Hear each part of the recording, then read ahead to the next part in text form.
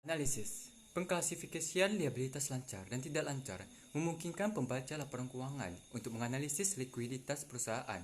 Sisi lebih aset lancar atas liabilitas lancar adalah modal kerja atau working capital. Rasio lancar memungkinkan kita untuk membandingkan likuiditas perusahaan yang berbeda dalam berbagai periode berbeda.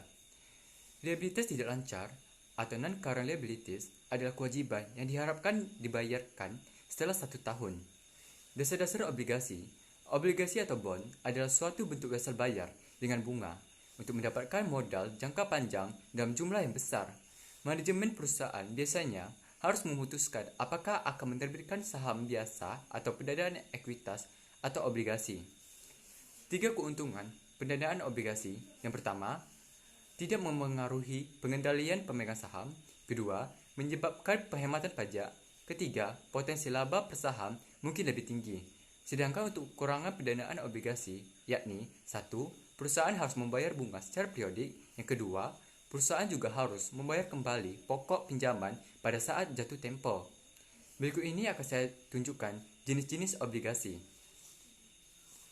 Prosedur penerbitan. Dalam pengesahan penerbitan obligasi tersebut, Dewan Direksi harus menetapkan jumlah obligasi yang akan diotorisasi, jumlah nilai nominal dan tingkat bunga kontrak. Nilai nominal atau face value merupakan jumlah pokok yang harus dibayar oleh perusahaan penerbit obligasi pada saat jatuh tempo. Tanggal jatuh tempo adalah tanggal di mana pembayaran terakhir yang sudah tertagih kepada investor dari perusahaan penerbit obligasi. Berikutnya adalah menentukan harga pasar obligasi. 1. Nilai waktu atas uang atau time value of money. Yang kedua, nilai sekarang atau present value. Yang ketiga, tingkat suku bunga pasar atau market interest rate. Berikutnya ada diskonto atau premium obligasi. Bila obligasi dijual kurang dari nilai nominalnya, selisih antara nilai nominal obligasi dan harga jualnya disebut diskonto atau diskon. Bila obligasi dijual lebih dari nilai nominalnya, selisih antara nilai nominal dan harga jualnya disebut premium. Pada tabel kita dapat gambaran hubungan tarif bunga pasar dan harga obligasi.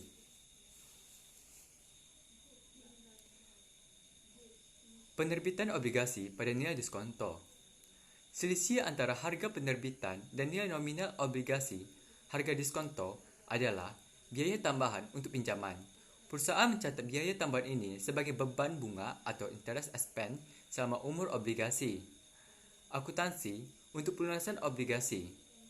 Perusahaan penerbit obligasi dapat melunasi obligasinya ketika membelinya kembali atau ketika pemegang obligasi menukar obligasi konversinya menjadi saham biasa. Menghitung harga pasar obligasi. Nilai sekarang atau harga pasar dari suatu obligasi adalah angka yang dibentuk dari 3 variabel, yaitu 1. Jumlah pembayaran, 2. Jangka waktu sampai jumlah yang dibayarkan, dan 3. Tingkat bunga atau diskonto. Variabel pertama, jumlah yang harus dibayar terdiri dari 2 elemen, yaitu 1. Pembayaran bunga atau anuitas, dan 2. Jumlah pokok pinjaman atau jumlah tunggal. Metode bunga efektif pada amortisasi obligasi. IFRS menyatakan bahwa biaya diamortisasi harus ditentukan dengan menggunakan metode bunga efektif atau effective interest method.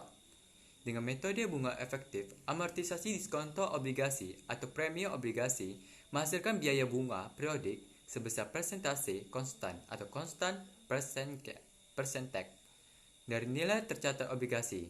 Metode bunga efektif menghasilkan berbagai jumlah amortisasi dan beban bunga per periode, namun merupakan tingkat persentase konstan atau constant percentage rate.